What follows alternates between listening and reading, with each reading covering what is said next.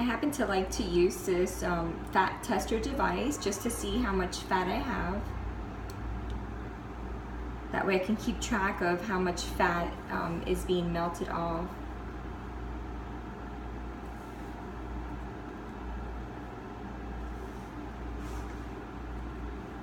And I've used already the cavitation radiofrequency device a few times.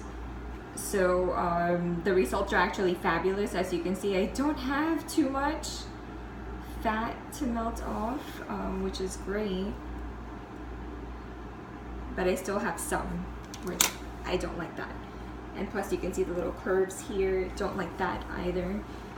So I'm gonna go ahead and get my, it's a conductor gel, which is basically used for ultrasounds. So I'm gonna go ahead and put that on my, actually I'm gonna use it directly onto the machine. It's very cold, so.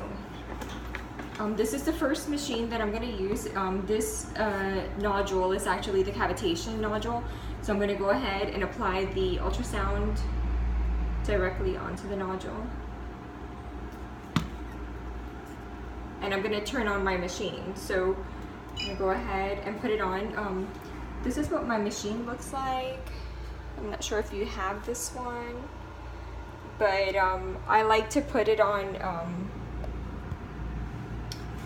I'm not going to put it so many minutes to show you how to do it. So I'm just going to put it for 1 minute, just so I can show you, and then I will do my regular session because I definitely need to melt this fat. So I'm just going to show you how I do it for 1 minute. And I like to increase. I'm just going to show you where I have it at. So I like to put it for 1 minute and just increase it to like halfway through for the frequency. So I'm going to go ahead and start using this. So it's just to warn you, it's going to be cold when you do the gel. And then you might also feel, I'm sorry, you're not going to feel, you're going to hear kind of like a ringing, a buzzing in your ears, which is quite normal with this machine. It gets a little annoying. Some people, it's kind of loud, but some people have a lingering effect and a headache from that buzzing noise in the ear. So I just want to warn you, if that happens to you, it's part of this machine, which is the cavitation. And I like to go back and forth.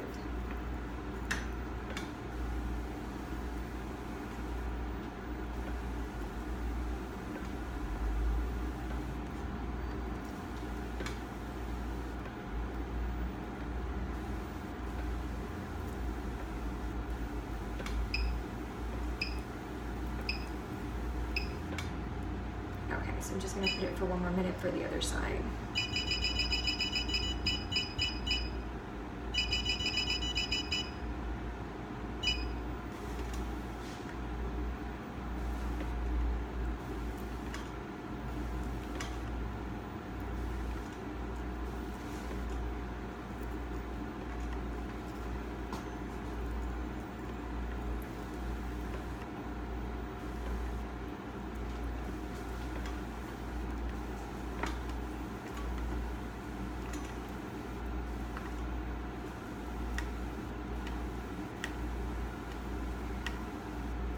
You might want to concentrate on the focus area. So if your focus area happens to be like the center area, you might want to focus there.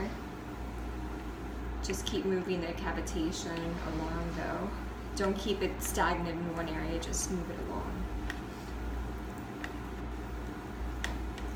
I noticed that the lower abdomen happens to be an issue for most people, so if that's the issue, just go back and forth on it.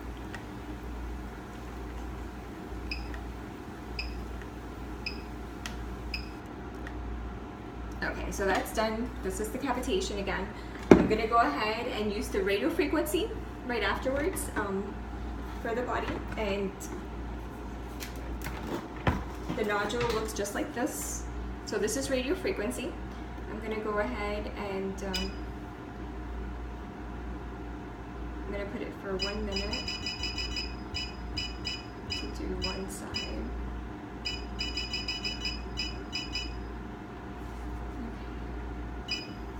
turn on the infrared light. I just go back and forth. If you find a way that works good for you, let me know. If you have a video, I would love to watch it.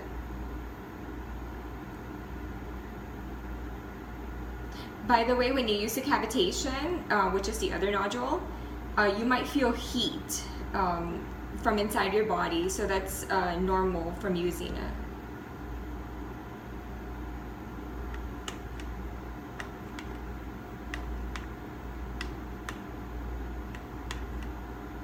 The heat sometimes could be due to not having enough conductor gel, so make sure you put enough gel on your body or your face, wherever you decide to use it.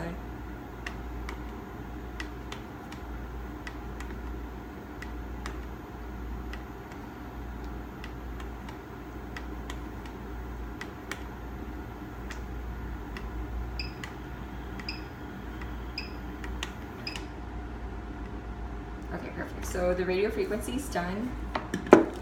And now I'm going to show you the one that we use for lymphatic. So just give me 1 second. I'll grab some paper towels, wipe off the ultrasound gel, because the lymphatic nodule, it literally has like a vacuum effect, which means you need to have the area that you're working with dry in order for it to vacuum. So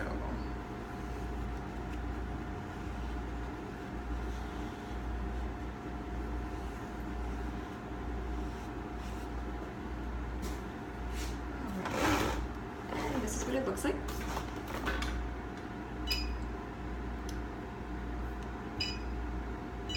It's actually called the vacuum bipolar radio frequency. So I'm going to go ahead and this one's a little funny because you have to play around with it to see where your suction is comfortable, and the timing where it releases is also comfortable. So I like it to suction a lot, and I like it to release slower.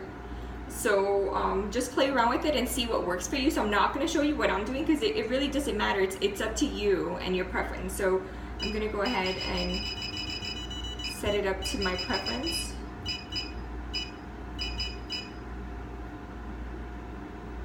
I'm also going to do it for 1 minute just to show you how I do it.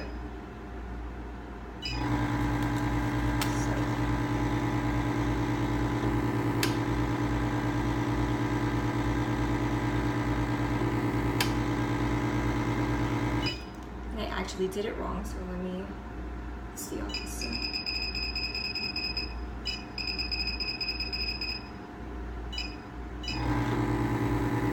Okay, so you should see that it's suctioning, and then it's going to release. It's going to create like a cupping effect.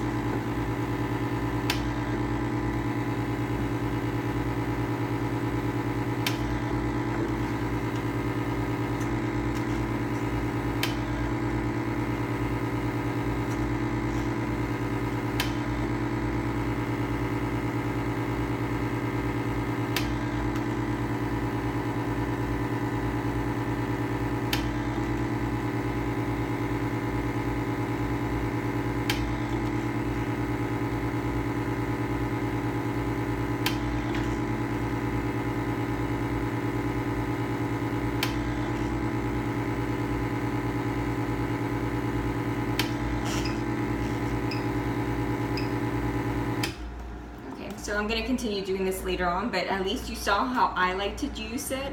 But like I said before, I prefer to do manual lymphatic drainage. So I will show you that in another video. But if you don't have time to do manual lymphatic drainage, no worries. I will make a video on how to do lymphatic drainage using a dry brush, and it is so easy. Especially if you don't have time, if you're traveling a lot, take your brush with you, and then you can go ahead and do the manual lymphatic drainage. And by the way, the results from manual lymphatic drainage are amazing, because what it does is it gets rid of lymph. So if you have lymph, you're prone to getting like headaches, migraines, sinusitis, allergies, sensitivities, GI tract, digestive issues, infertility, and autoimmune diseases. So I definitely recommend on getting manual lymphatic drainage, okay? And the results last 24 to 48 hours, so you have to do it at least every other day. in order to maintain those results. Okay, so I hope you enjoyed this video, and have a wonderful day. Take care. Bye bye. Make sure you subscribe. Bye bye.